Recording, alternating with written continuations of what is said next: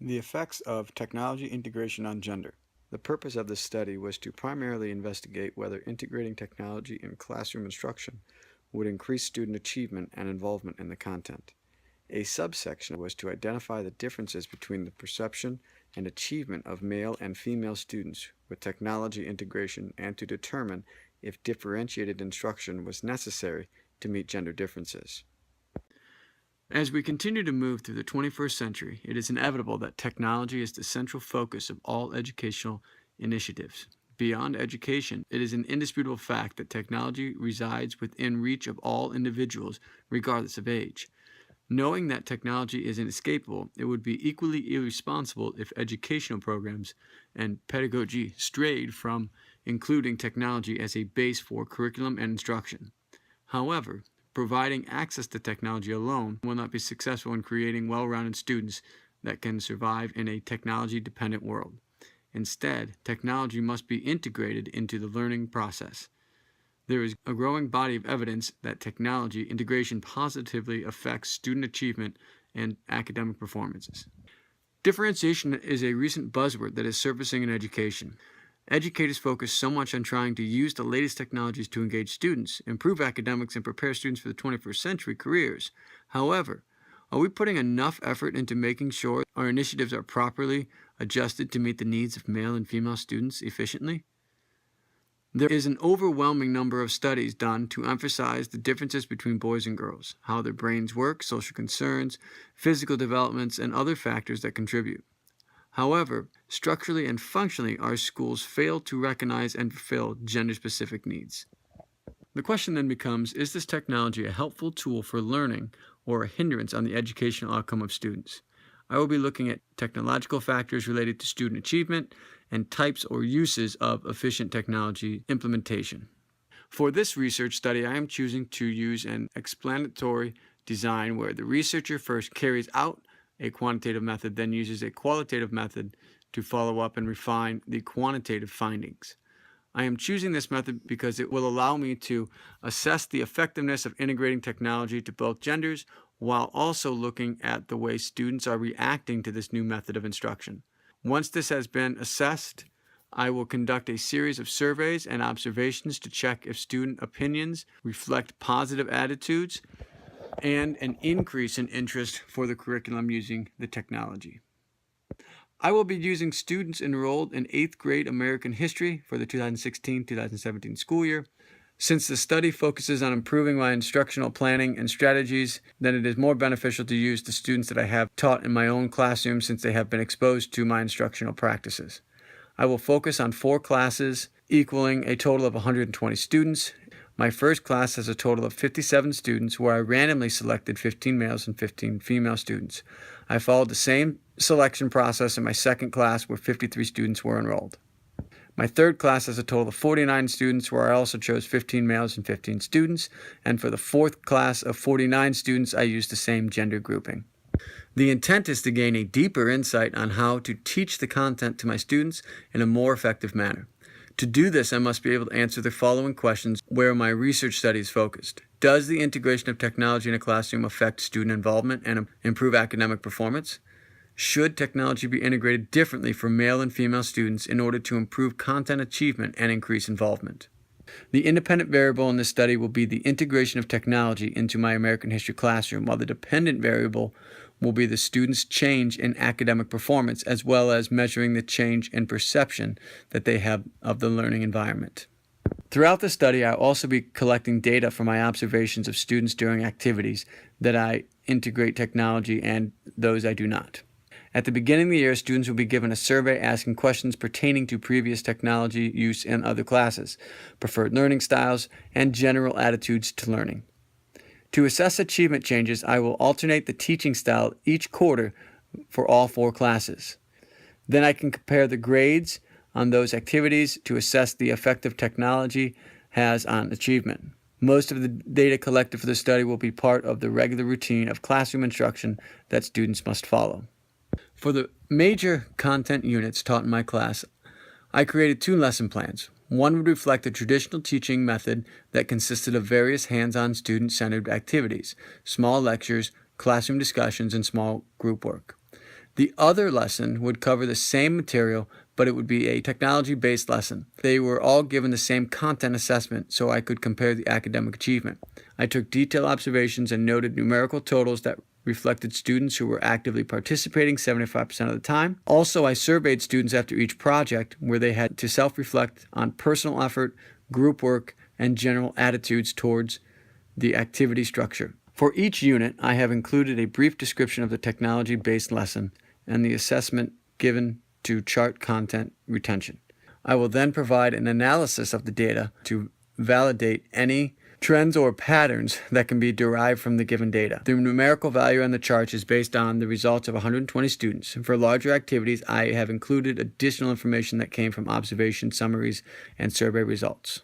This lesson introduces the topic using a 2-minute History Channel video. A class discussion will be held to reflect on what the students think happened at the colony, why it is called Lost Colony, and how it affects the British presence in North America. Students will be given a 5-question short answer quiz covering the content. The data shows that male and females scored similar to each other in this lesson. However, the attitudes and preferences of students were heavily swayed towards the technology integrated lesson, whereas the non-technology lesson scored very low on the interest rating for students. The students will practice digital note-taking and identification. In partners, they will be given an online classroom assignment of the Declaration of Independence in a Google Doc illustrating the format. Students in the role of colonists will then create a text message. The message will be posted on a digital wall created at www.padlet.com. The assessment, students will be given a 5-question extended response quiz covering the content. Assessment scores were much higher in the technology-driven instruction, and astoundingly negative review for the non-technology introduction was apparent. Many of the survey comments expressed difficulty with the text vocabulary. Females exposed to technology integration showed a significant difference in that 80% scored over 80% on the assessment, and only 50% of females received that score in the non-technology class. Male students showed similar results, and 77% of them got 80% or higher in the technology-based instruction, and only 20% earned that score in the other group. In this lesson, each group will be assigned to create a digital magazine covering the major highlights of the war using a website called JUMAG. The assessment, students will present the projects to the class and will be individually graded on a detailed rubric for their sections. The student perception of the project didn't reflect a relative correlation between the assessment scores. Females who created the newspaper were overwhelmingly excited about the structure of the project, yet the assessment scores were significantly lower. According to my observation notes, I found the females in this group were very engaged in the design of the newspaper, and not as much focus went into the content aspect. These students will write a summary and create a digital presentation of this summary using Blabberize. Then students must individually choose the problem that is the worst and present it using the online interactive whiteboard application PixieClip. The assessment, students will present the projects to the class and will be individually graded on a detailed rubric. There is a disconnect between the interest level of female students with some of the technology applications, yet these females still score relatively high. In this activity, most students dislike the non-technology instruction regardless of gender, and 83% of males generally enjoyed the technological application assignment. Throughout this entire project, the assignment showed a particular gap in the attitudes and interest of females versus males regarding technology applications. The technology-based lesson introduces the content to students using a teacher-created video, the Blabberize website. In pairs, students must identify key differences using a digital graphic organizer. The class will be asked several questions about those differences using the online polling application called Poll Everywhere. The assessment, students will be given a 15-question quiz covering the content. Both instructional strategies resulted with very high assessment scores, and student approval ratings were also elevated for students in both groups. However, students in the non-technology activity outscored the other students slightly. This activity seemed to have an ambiguity in regards to whether technology was more efficient in teaching the material, since students were so entertained by the teacher skit in the non-technology group. Student surveys reflected a heightened approval and interest rating from students regarding the teachers dressing up in costume and performing skits. The technology-based lesson begins with a brief PowerPoint slideshow. After a short video interview of a former slave will be played for the entire class. The assessment, the students will be required to write a one-page reflection that summarizes the life of a slave in the colonies and assess the content, knowledge, and retention regarding slavery and empathy. The data shows that female students scored much higher, and the technology-based instruction was 70%, scoring over 80%. Survey results express strong emotional connections towards listening to the slave interview and hearing the man expressively depicting his life as a slave. In the non-technology group, there was less emotional connection to the interview since they didn't hear the man speaking and instead just had to focus on the words itself. They must answer 5 generalized questions about the key points of the Industrial Revolution in America. The group will then construct an online presentation using website creation at www.yolosite.com, a digital magazine at www.jumag.com, or a slideshow presentation at www.voicethread.com. The assessment will be done with a detailed rubric for the projects that they submit. To get a thorough individual assessment, students will be given an extended response quiz covering the content of the Industrial Revolution. The data shows that there was a significant increase in assessment scores for the technology-based activity, with 70% of males and 97% of females scoring over 80% on the assessment. Student approval ratings were extremely low for the non-technology activity. Generally, the students didn't have confidence in each other's ability to provide meaningful content to each other. The technology group really got excited about choosing the platform to present the material and eagerly started working. The students will explore the Lewis and Clark expedition using augmented reality application called Erasma. The assessments, after they have experienced this journey, they must create a Google Doc providing a written response explaining whether they believe the Lewis and Clark expedition was successful. All students in both classes scored extremely well in this assessment. There was a slight difference between male scores in this unit. In the technology group, 100% of males scored over 80, whereas in the non-technology group, only 90% scored that high. The content will be provided to students in the form of a podcast series. As a class, students will listen to 3 songs and discuss the significance, similarities, and purpose for each. The assessment will be a 20-question quiz on the content given to each student individually. Students in the technology integration sufficiently did better on the assessment. Both males and females in the technology group had approximately 87 to 90% of the students scoring over 80% on the assessment. In the non-technology group, the scores for both genders were around 60 to 63%. In conclusion, I have learned that technology is an essential part of teaching the students today. There is overwhelming data within my study to show that students respond better when technology is integrated into the lesson. However, as with any teaching method, varying the instructional method is just as equally important. I found that students get bored quickly, lose attention and focus, and are continually distracted. I would recommend to my coworkers that while technology is a fantastic way to reach students, it must be used in a multitude of ways instead of finding a few technological resources and repeating them often.